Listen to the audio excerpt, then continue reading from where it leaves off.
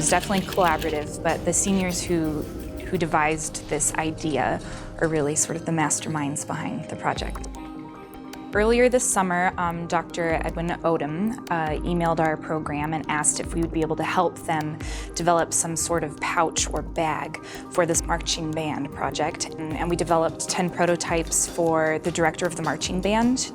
And so he kind of went through those and he saw the bags and he said, no, it has to be much more simple than that. We had a zipper at the top of the bag in the beginning, and then he had the idea of the belt, and it became a simple, just elastic piece that the LED component and the triangle fit into.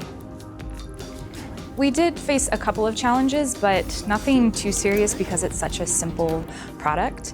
But going through the first prototype and realizing that we didn't really have a grasp on what this thing needed to be to hold it and how quickly the marching band members would need to take it out. And then also figuring out quantities and costing.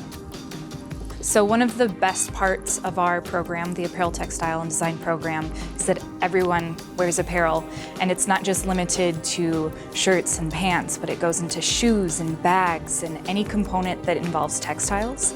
And so it's really neat for our students to realize that it's not just about creating garments, it's also the ability to create products that can be used by anybody. I'm really excited to see what the marching band thinks of it, to see if it's really functional for them. I'm a music person myself, and so I really love that we can dip into all of these programs and work together, and I hope that we can do more of it in the future.